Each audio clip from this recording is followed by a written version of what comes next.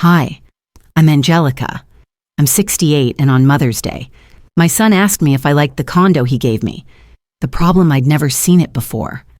But what started as a moment of confusion spiraled into something darker. My name forged, my money stolen, my entire identity rewritten to benefit someone who called me mom. They erased me from photos, speeches, even my own granddaughter's drawings. And through it all, I stayed silent until the day I saw my face on a lie she sold online. How do you fight for something you didn't even know was taken from you? The casserole had been in the oven too long, but I left it anyway. Joran always liked it a little crisp on the top, at least. He used to. I wasn't sure anymore. It had been 4 months since I last saw my son, and nearly a year since we'd shared a meal alone. He was busy. He was successful. He had a life that didn't require the worn-out advice or quiet presence of a retired schoolteacher mother, but it was Mother's Day, and he said he was coming. That was enough. I straightened the placemats on the small table and gave the mirror by the door one final glance. My gray roots were showing again, and my favorite blouse had a thread loose at the collar, but the smile I wore was steady. This was my way of telling myself it would be a good day. I had already vacuumed the apartment twice and placed fresh flowers in a chipped vase. Aurora's late spring sunlight streamed through the blinds, catching the dust I hadn't noticed. The sound of tires crunching on gravel pulled me from the kitchen. I peeked through the curtain. There it was, Joran's black Audi, shining like it belonged in a movie. He stepped out wearing a designer jacket and shoes I knew cost more than my monthly grocery bill. Following him was Carla, draped in beige and gold, her hair styled like she was headed to a photo shoot. They looked like they'd walked out of a lifestyle magazine and somehow, like strangers too. When they reached the door, I pulled it open with a practiced smile. Joran gave me a quick hug, firm but brief. Carla offered a polite nod. I reached out to squeeze her arm, but she shifted subtly, and my hand brushed air instead. Inside. The tension settled like an extra guest at the table. "I made your favorite," I said, lifting the lid off the casserole dish. "Still remember how you like it." Joran smiled distractedly. "Of course. Mom, it smells incredible." Dinner passed in a blur of small talk. Joran talked about his expansion to the West Coast, his firm's new international client. Carla inserted comments about their Paris trip and plans for a kitchen remodel. I nodded, smiled, and felt each word mark the distance between us. Then came dessert. I had just placed the pie on the table, still warm from the oven, when Joran leaned back in his chair and asked, "Did you like the condo I gave you?" My hand froze, pie server hovering mid-air. For a moment, I thought I misheard. "What condo?" I asked, my voice low, almost uncertain. Joran's brow furrowed. "The one I gave you last year, on Lakeview." Carla said she helped set everything up, across the table. Carla had gone completely still, her expression unreadable. "I never received a condo." I said, "You must be mistaken." There was a beat of silence. Joran looked at Carla. She cleared her throat. "I thought it had all gone through." I remember we discussed it. I felt the chill before I registered it. My mind replayed something my last birthday. I'd received a thin box from Joran. Inside was a scarf, cheap material, not his usual taste. I remembered thinking he must have forgotten and Carla grabbed something last minute, but he had once mentioned mailing me a necklace, hadn't he? I never questioned it. I never do. Carla rose from her chair. "Excuse me, I need to call about tomorrow's dinner plans," she said, slipping into the kitchen. Joran's voice broke the silence. "That's strange. I asked my assistant to handle the paperwork. It was meant to be a surprise." "I'm not surprised," I said softly. "I'm confused." He looked genuinely disturbed. "I'll double-check the details. Maybe there was a mix-up." From the kitchen, Carla's voice floated back, slightly too loud. "It must have gone to the wrong address." I didn't reply. I watched the pie cool on the table. Later, as Joran hugged me goodbye at the door, he said, "By the way, did you call me a few months ago? Carla mentioned you had a health scare." I remembered. That night, the pressure in my chest, the panic. I called his number. Carla answered. "He's in a meeting." She said, "Do you need something?" I'd said, "No, it's fine," and hung up. Oh, that. I answered Joran. It was nothing urgent. He looked relieved. "Okay, just making sure. I'm glad you came." I told him, and I meant it. But as the door closed, the casserole turned cold in the sink, and the vase of flowers seemed to tilt slightly in the fading light. I felt something shift, a thread pull loose. That night, I sat alone, rereading every card Joran had ever sent me, wondering which ones she had rewritten. The next morning, the apartment felt colder than usual, not in temperature, but in something harder to define, like the silence had thickened overnight, wrapping itself around the walls. The leftover cake from the day before sat untouched on the counter, the frosting slightly cracked from dryness. I slid it into the fridge, knowing I wouldn't eat it. The sunlight filtered through the curtains, soft but useless. I shuffled to the mailbox, hoping, perhaps foolishly, for a sign of normalcy.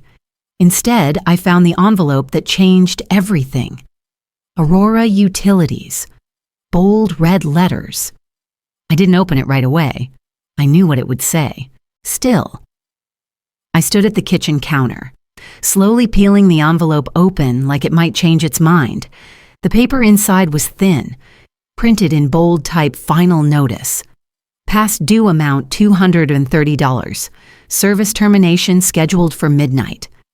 I glanced at my account balance, scribbled in the checkbook by the phone, $51.18.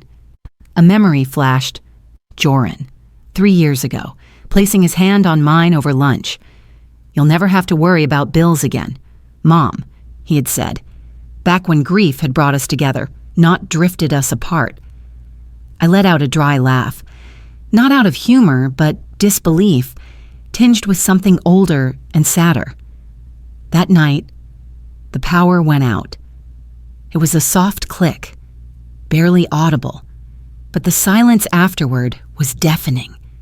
The refrigerator stopped humming. The hallway lamp blinked once, then died. I sat on the couch and lit a candle, watching the flame flicker like it was trying to stay alive for both of us. I pulled 2 blankets around my shoulders and settled in the armchair. The cold seeped into my joints. Outside the window, headlights passed in quiet procession, unaware. I imagined Carla in her oversized home, adjusting the thermostat with her phone, sipping imported wine while my body tried to stay warm with memory. I wonder if she'd even notice if her house lost power for 10 minutes. I muttered aloud, surprising myself. My gaze landed on the phone. I hadn't used it much since the health scare, the one that led nowhere, except to a memory that haunted me more than the pain ever did. It was maybe 6 months ago. My chest had tightened unexpectedly, and I'd sat down on the kitchen floor, trying to slow my breathing. Panic, or something worse. I didn't know. I called Joran's number with shaking hands. Carla answered. "He's busy." "What's going on?" I remember swallowing hard. "Never mind," I said, and hung up. I hadn't told anyone. It passed, but something else settled in a feeling that I was more alone than I'd let myself believe. Now, I lit another candle and stared at the soft flame, wondering if I'd done the right thing, if I'd spoken up that night. Would things have been different? Would Joran have noticed sooner what Carla was doing? I doubted it. I reached for the small box I kept beneath my bed and pulled out old birthday cards. Joran had always been good with words when he remembered. Mom, you're my rock. One read in neat handwriting. I used to read that card when I felt small. Now, it felt heavy. I tucked the blankets tighter around me and held the card in my lap. The power was gone, the warmth was gone. But something else was growing. Something deeper than anger. Not rage. Resolve. In the morning, I took the bus to the library not for books, but for warmth and maybe answers. The next morning, I boarded the Route 10 bus with a scarf wrapped tight around my throat and a stack of questions riding shotgun in my thoughts.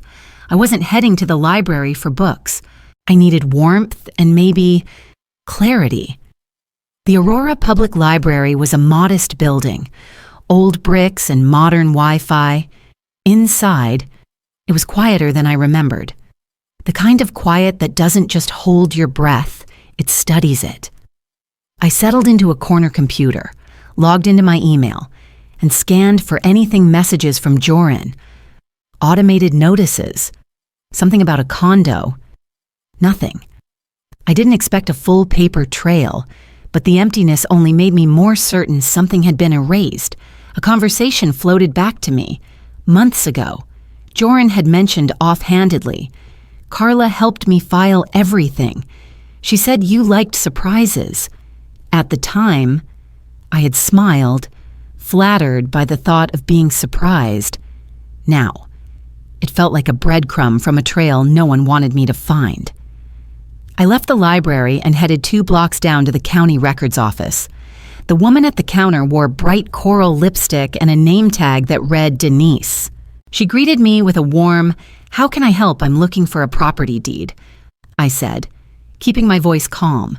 A condo. Supposedly purchased in my name. Her fingers danced across the keyboard. Name Margaret Angelica Rudd. A few clicks later, she turned the screen toward me. Here's the record. Unit 3B, signed and processed nearly 2 years ago. There it was. My name. My birthday.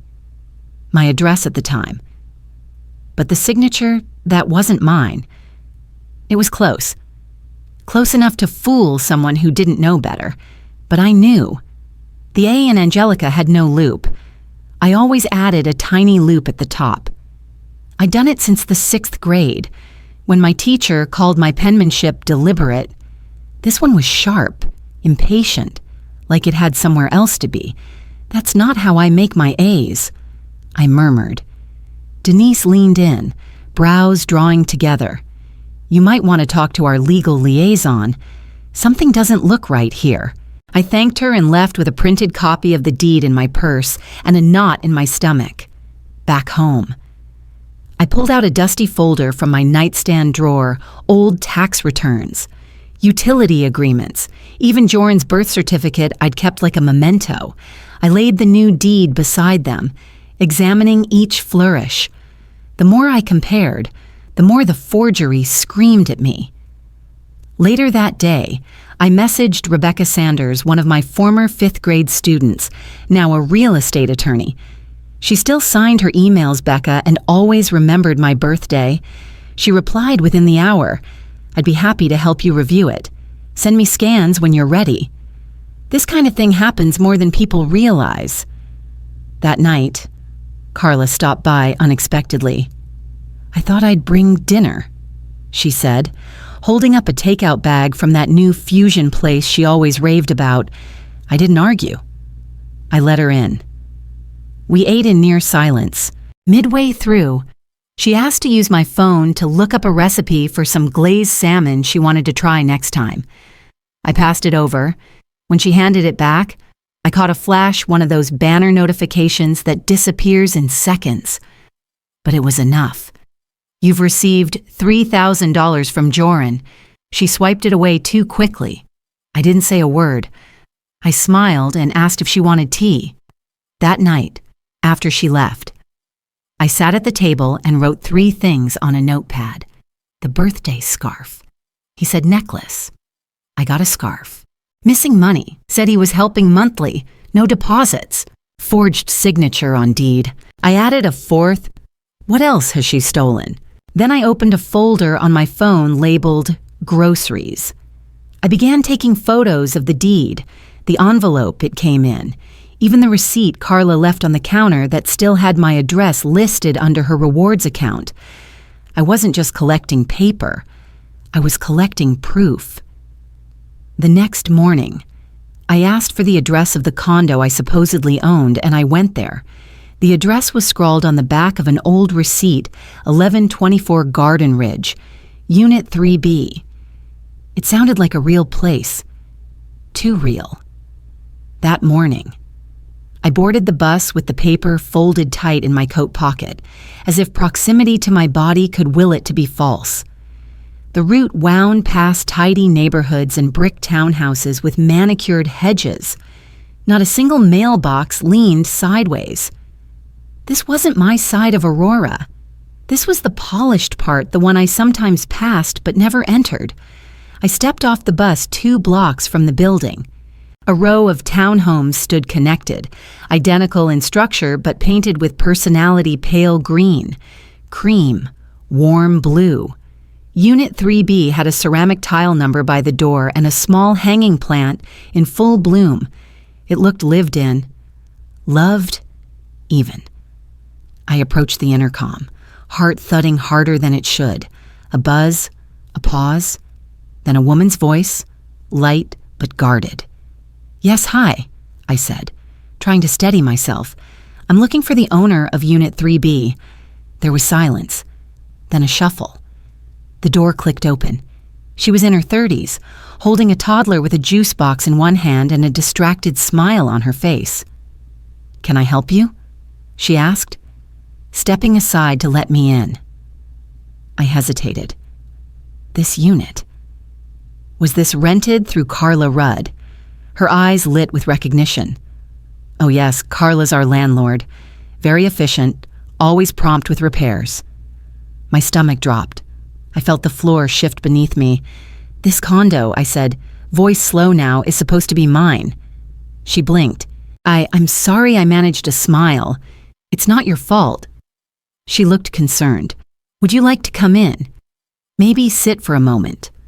I nodded, suddenly unsure of my legs. Inside, the space was bright and clean.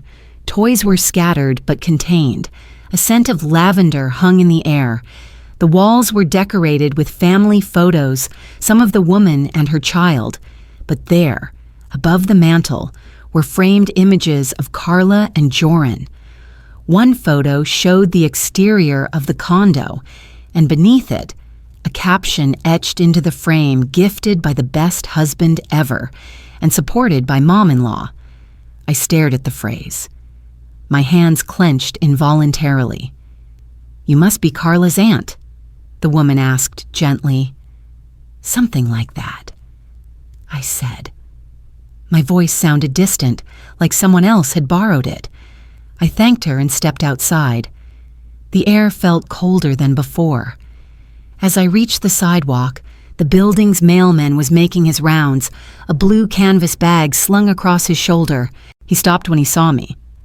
"Oh, are you back?" he asked cheerfully. I furrowed my brow. "Back." He nodded. "Carla's mother." "Right, Margaret, I'm Margaret," I said, "but I've never lived here." His face changed, something between confusion and discomfort. "Huh, that's odd. I've been delivering here 2 years. All the mail with that name. Always came here." I gave him a small nod and walked on, each step slower than the last.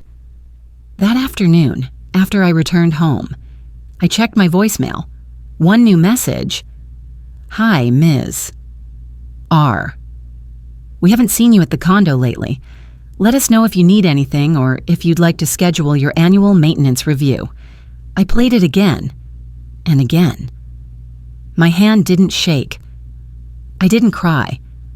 I reached for my notebook and began a new page. Title, Step 1, Reclaim What's Mine. I called a lawyer the next morning, and this time, I didn't ask for permission.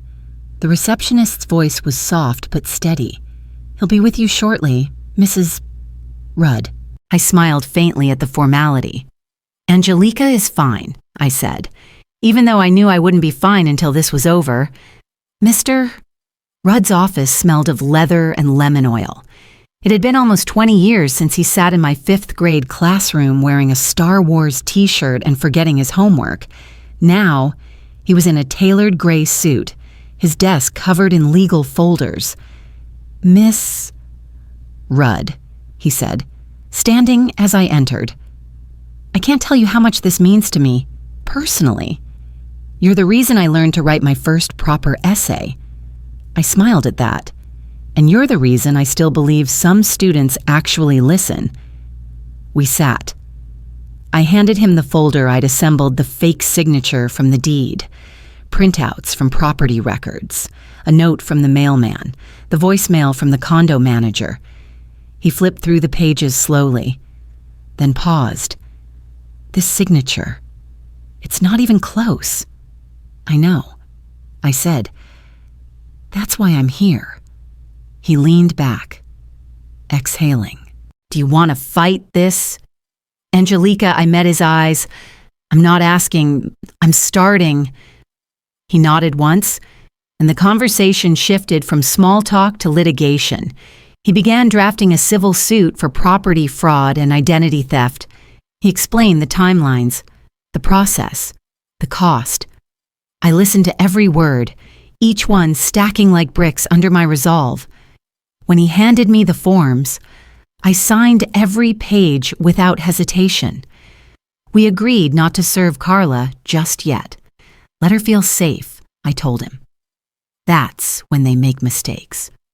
When I got home, I placed the sealed envelope on the counter, just beside my electric kettle. Every time I made tea, I wanted to see it there, reminding me I was doing this on my own terms. That evening, the phone rang. Unknown number. "Hi, Ms. Rudd," the voice said. "This is Bill, the building manager at Garden Ridge. Just checking in. We're renewing the lease next month." Same payment drop-off spot. I blinked. "Could you send that in writing?" I asked calmly. "Of course," he said. "Want me to CC Carla? No," I said. "Just me will do." I hung up and added the voicemail to my case folder. The next day, I went to the grocery store. As I passed the checkout, the young cashier waved. "Hey, Mrs. Our Carla just came through, said you two were prepping for that condo redecoration. Such a sweet family you've got." I smiled politely and said nothing. Later, at home, I opened the mailbox.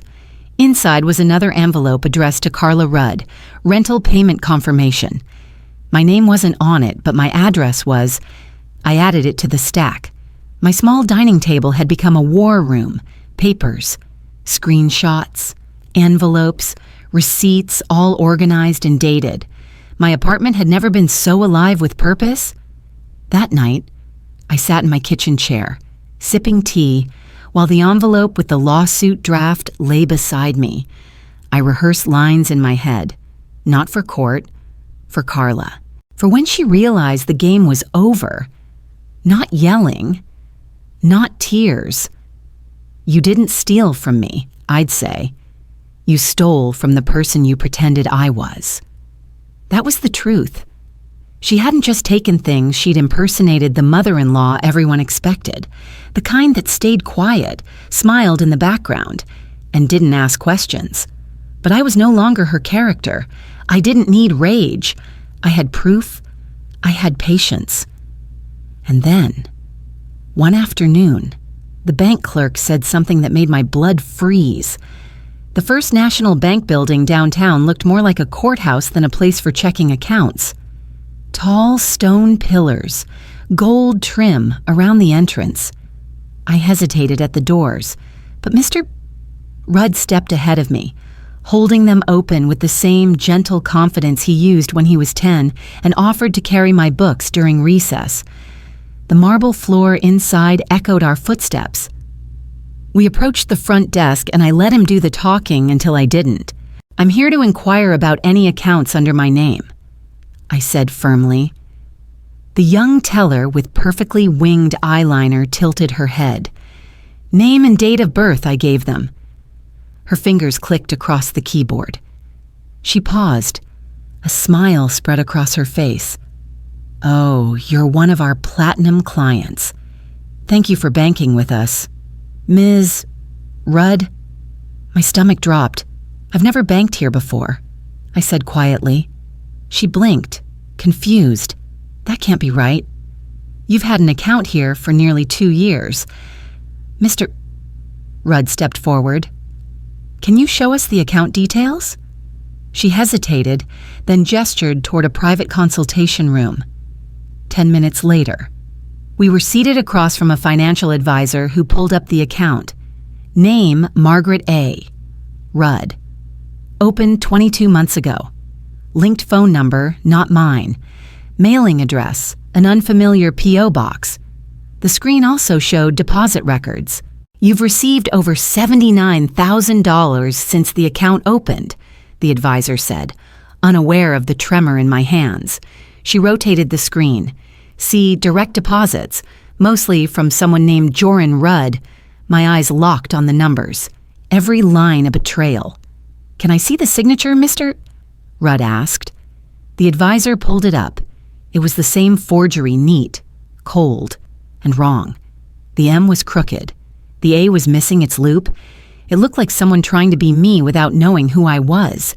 She didn't just steal money. I whispered. She replaced me. We left the bank with printed statements and silence between us. Mr. Rudd spoke first. We'll cross-reference the signatures against the condo documents.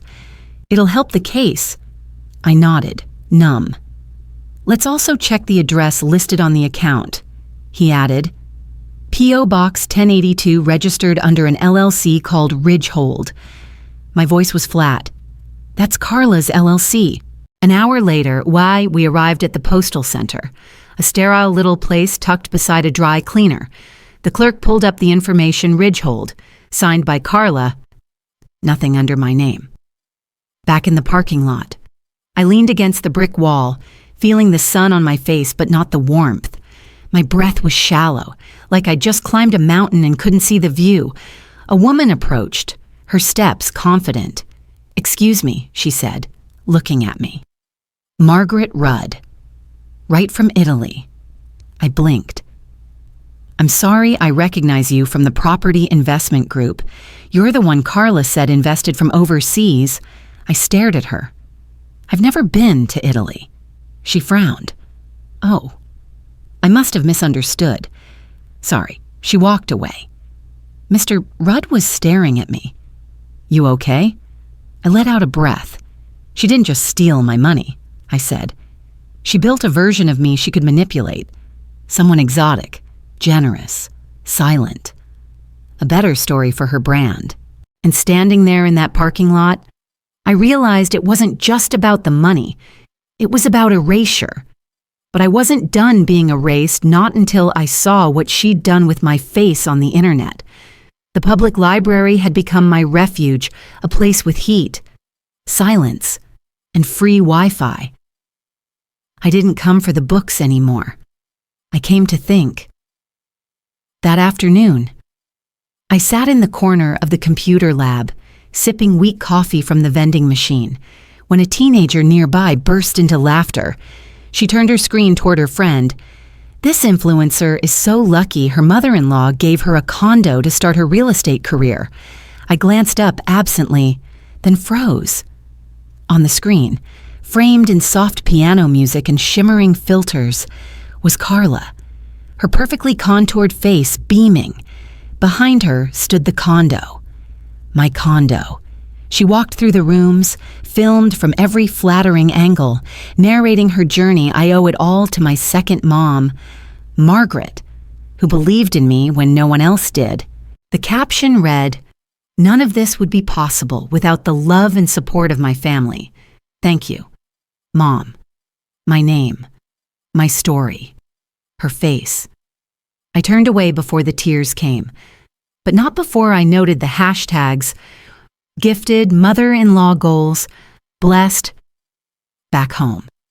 I pulled out the old photo album Joran had returned last month. I hadn't looked through it since. Toward the middle, I found the picture I remembered, one from Cassidy's 3rd birthday, taken in front of our old house. Me, Joran, Cassidy, and Carla. I smiled when it was taken. I remember the heat of the summer, the way Cassidy's frosting smeared on her cheeks. But now, the photo had been tampered with. The edge was torn. Only Joran and Carla remained in the frame, standing in front of the same house. A handwritten caption underneath. Given to us by Mom? Always. Our rock. I pressed the torn edge to my chest, the absent shape of myself like a bruise I couldn't reach. I didn't cry. I opened Carla's public social media accounts. There were dozens of posts, each one more surreal than the last. Photos of her smiling at events, tagged with me, videos where she mentioned my name as her mentor, real estate blogs quoting her as the daughter-in-law of Margaret R., retired teacher and property investor. None of it was true. Every post was carefully styled. Each one stacked a lie on top of another until the woman Carla described no longer resembled me at all. She had stolen my name and stitched it into a persona, a character she could use to look generous, humble, loved. I started taking screenshots, each image, each date, each comment praising her supportive family. By midnight, my printer was out of ink. The folder I labeled Exhibit C, Online Persona Fraud, was thick. The next morning, I mailed it to Mr. and Rudd. That evening, I received an invitation from Joran's company. It was for their annual Mother's Day charity gala. I hadn't attended in years. But this time, something compelled me. I wore my best black sweater. The sleeves were too long, but it made me feel like I still had armor. The ballroom was grand, soft lighting, clinking glasses, linen tablecloths. Joran saw me and waved politely from across the room. I wasn't seated at the main table. I wasn't seated near family. I was at table 17, near the exit. I stayed. Toward the end of the night, they played a slideshow honoring the women behind our leaders. Photos flashed on a large screen, board members, wives, mentors. Then came a photo of Carla in the condo's living room, holding a handwritten sign. Thanks. Mom applause followed. Carla stood to accept a bouquet, smiling as someone called her the second mother to this company's success. No one looked at me. I left before dessert was served, but I wasn't walking away. I was walking toward the microphone I'd been too polite to touch.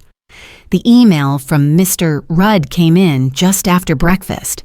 Subject, listing screenshot, urgent. I opened it, expecting another form or timestamp. What I found instead was a link to a real estate listing. There was the condo, my condo, on a sleek white page, under a bold red banner, active listing. Luxury unit, available now. The listing agent, Carla R., her maiden name beside a logo I didn't recognize. My hands trembled as I whispered to the empty room. She's trying to sell what doesn't belong to her. The images were recent, staged perfectly. The same condo where I'd seen framed photos of Carla and Joran now appeared with fresh flowers on the kitchen island and soft lighting over the hardwood floors. Mr. Rudd's follow-up message came seconds later. We're not waiting. I'm filing today. By noon, the civil suit was in motion. Fraud, identity theft, misuse of real estate for personal financial gain. Mr. Rudd didn't mince words. Neither did I. I signed every page with the same pen I used to grade spelling tests, sharp, no nonsense, and in blue ink. Let her feel safe a little longer, I said. That's when they start to slip. I placed the sealed envelope containing Carla's summons beside the electric kettle. Every time I poured water for tea, it would remind me justice was coming, even if it steeped slowly. That afternoon, I combed through old emails and found a message from a local notary service. It was addressed to Carla and read simply, "Document drop-off confirmed. As requested. No signature required in person due to illness." Illness. I tracked down the notary the next morning, a young woman with neat nails and an apologetic smile. "Oh yes," she said. "She said you had pneumonia. Told me to just leave the envelope with the building manager." I didn't argue. I simply tapped the record button on my phone, held it casually in my scarf-lined pocket, and let her talk. Back at Mr. Rudd's office, we laid out everything: TikTok videos, forged deeds, bank statements, social media screenshots, the notary recording. The file was now 4 inches thick, weighed down by facts and betrayal. "Are you ready for court?" Mr. Rudd asked. I shook my head. I'm ready for the truth. That evening, I visited the building where the condo sat, nestled in that tidy row of identical units. I asked to speak with security. A young man behind the desk pulled up archived footage from 3 weeks prior. In it, Carla stood in the lobby with a man I didn't recognize. She laughed, held a clipboard, and handed over a lease agreement. "Margaret Rudd," she said, gesturing toward the paper. "That's me just using my full name." Then, in crisp resolution, she accepted a cash envelope and smiled at the camera. I asked for a copy. As I left, the guard called out, "You sure you don't want to review the entry logs too?" I nodded. "Let's do it." By the time I stepped outside, the sky was dark and my coat was buttoned up to my chin. But I felt warm not from the air, but from the weight of certainty. She had taken almost everything. My name, my money, my story. But she forgot to erase the camera. And now, the judge looked over the evidence and then turned to me. "Do you have anything to say before we begin? I hadn't worn that navy dress since Carla's wedding." Back then, I stood near the archway with a gentle smile and hopeful eyes, clapping when they said, "I do." Today, I walked into the courthouse in the same dress, but the fabric felt tighter, as if my breath had been caught in its seams. The courtroom was smaller than I imagined, less drama, more duty. Carla sat at the defense table, hair perfectly done, but her eyes didn't rise to meet mine. She stared straight ahead, fingers clenched around a legal pad she wouldn't write on. Joran was already there, sitting behind me. He didn't say a word, but I felt his presence like a cold draft. I didn't turn around. The judge entered. Court was called to order. Mr. Rudd stood tall, buttoned jacket, calm voice. "Your Honor, we are here today to prove a sequence of events constituting identity theft, financial misrepresentation, and real estate fraud, all centered on the plaintiff, Ms. Margaret Angelica Rudd." He moved to the display. Slide by slide, he unfolded my erasure. First, the condo deed with a forged signature, then bank transfers into an account I never opened. He showed screenshots of Carla's posts using my name, the TikTok video thanking me for gifting her the condo, and the listing she posted to sell it. Then came the security footage. Carla, smiling, introducing herself as Margaret Rudd, accepting cash, her voice clear as glass. Finally, he played the voicemail. A recording extracted from Carla's own messages, carelessly saved. "As long as she thinks it's hers," she laughed. "We're fine. She'll never check." The room was so silent. I could hear my heartbeat. Carla stood suddenly. "That's taken out of context," she said, but the judge raised a hand. "Sit down, Mrs. Rudd." Her jaw tightened. She obeyed. The prosecution rested. Then came a surprise. Mr. Rudd called Joran to the stand. He walked slowly, carrying something in his hand. When he sat down, the bailiff asked him to state his name. He did, voice shaking. I didn't know." He said, "Not until too late. I should have checked. I should have asked." He held up a piece of paper, one of Cassidy's drawings, crayon and construction paper. "Our house," he said, holding it toward the jury. She drew Carla and labeled her Grandma. There was no space for my mother. He paused.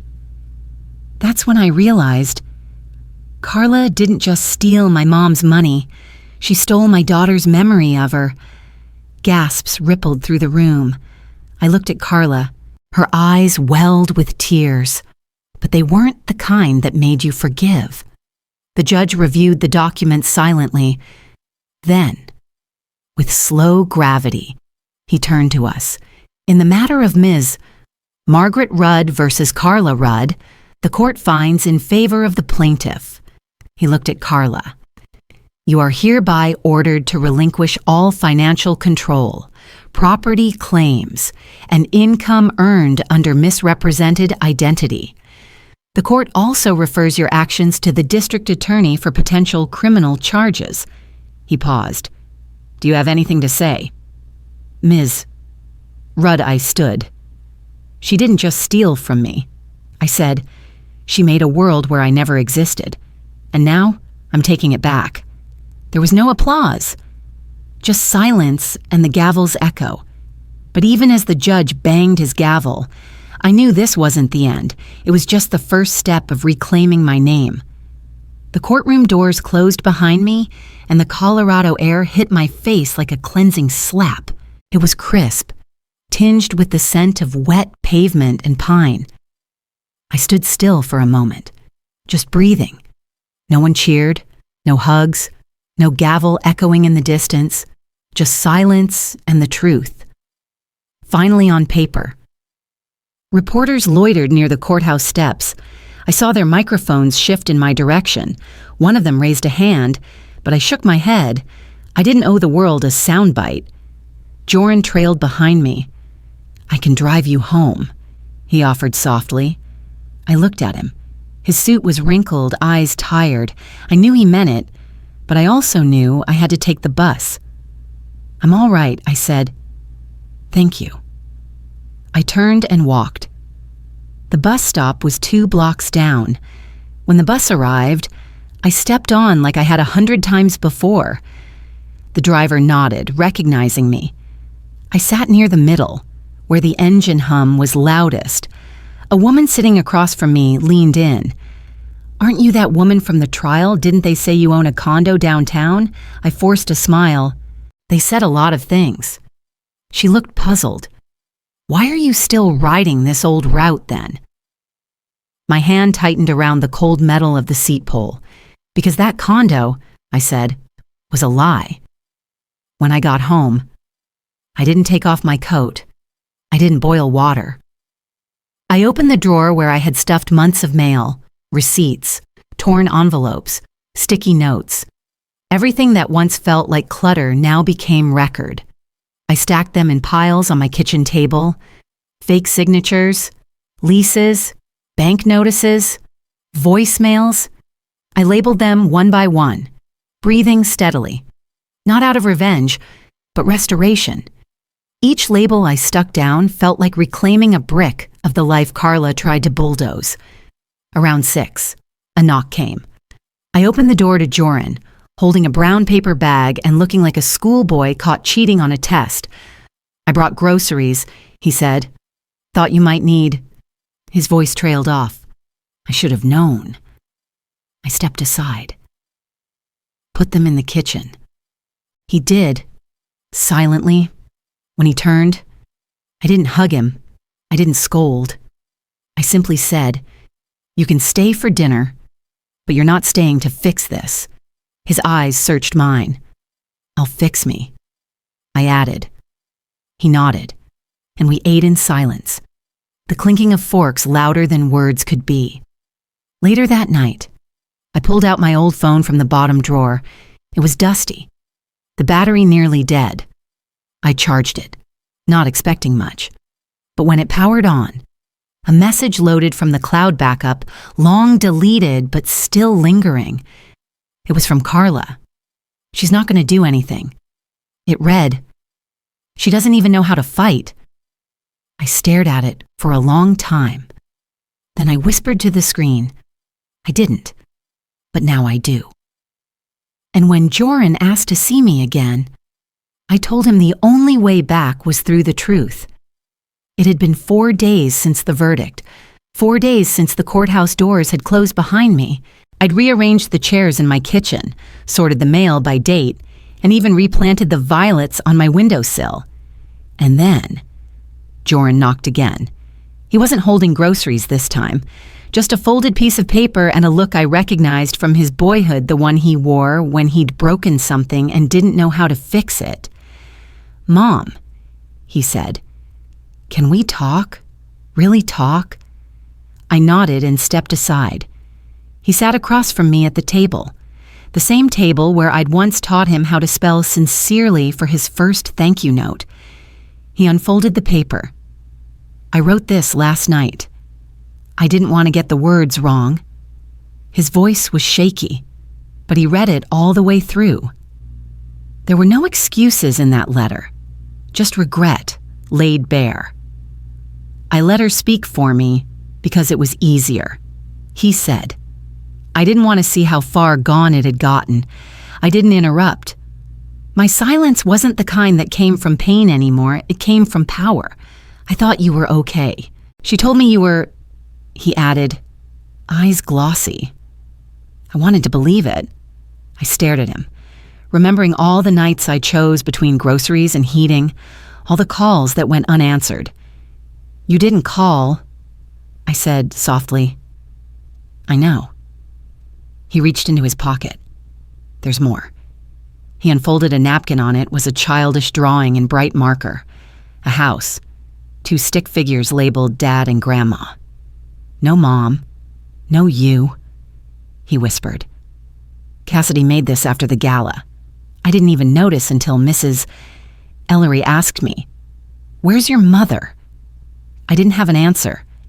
Because you weren't part of the story I let her tell." I stared at the drawing, my eyes burning, but not from tears. From resolve. I stood and walked to the stove, boiled water, set down 2 mugs. "You're my son," I said as I poured the tea. "But love doesn't mean access. Not anymore." He looked up. "I understand." I placed the mug in front of him.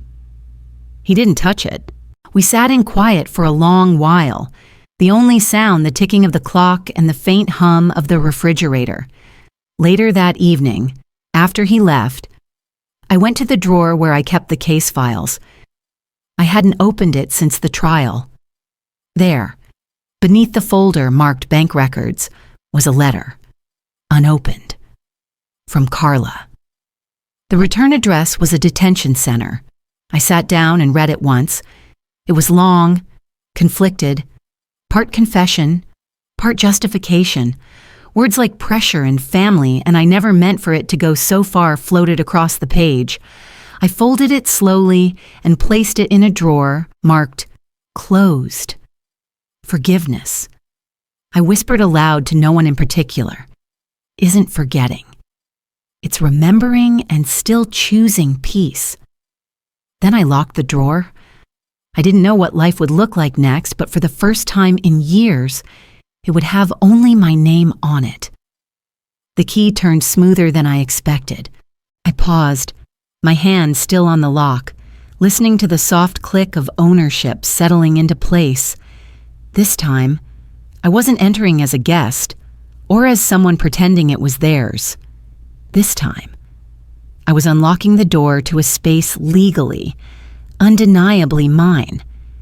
The condo was quiet, stripped. All of Carla's furniture was gone. No photos, no rugs, no curated bookshelves, just hardwood floors, pale morning light, and clean air. I took a deep breath and walked to the front door. I stepped outside for a moment, knelt on the small stoop, and unrolled the new welcome mat I had ordered. It was simple. Navy with cream stitching. Margaret A. Rudd full name. No nickname. No title. Just me. I stood there for a long moment, the name staring up at me like a flag finally planted after a long war. The next morning, sunlight spilled through the window, casting golden stripes across the tile. I brewed coffee, no longer in a rush to stretch grounds for a week. The scent filled the kitchen. I placed the cup on the sill and opened my journal. I wrote 5 things: voice, space, name, peace, pride. Each word felt like a part of me I'd reclaimed. A knock at the door startled me. For a second, my old instinct flared. What now? I opened it to see a familiar young woman, the toddler on her hip, the tenants who had lived here during Carla's con. "We heard you moved in," she said. "We just wanted to thank you. You never blamed us." I smiled. There was nothing to blame. They didn't stay long. Just a moment of acknowledgement, a brief warmth between strangers stitched together by deception and now, by grace. That afternoon, Joran stopped by. No speech, no gift, just a bag of soil and seed packets. "I thought maybe we could plant something," he said. I handed him a trowel. "You don't owe me flowers for Mother's Day," I said, voice level. "I just need you to see me." He nodded, digging into the soil. The sun was high when we finished. The window boxes were uneven, but alive. That evening, I sat on the living room floor, surrounded by soft light and silence I chose. I opened the drawer beside me and took out the letter from Carla, still unopened, still sealed. I held it a moment longer than I meant to. Then, without a sigh, without ceremony, I tore it in half and dropped it into the trash. "This isn't revenge," I whispered to no one. "It's reclamation." The shadows lengthened across the floor. The walls no longer echoed with absence, they held me now. I looked out over the street, coffee cooling beside me. For the first time in decades, I wasn't invisible in my own story. The condo was never about property. It was about being seen, being heard, and now, finally, being free.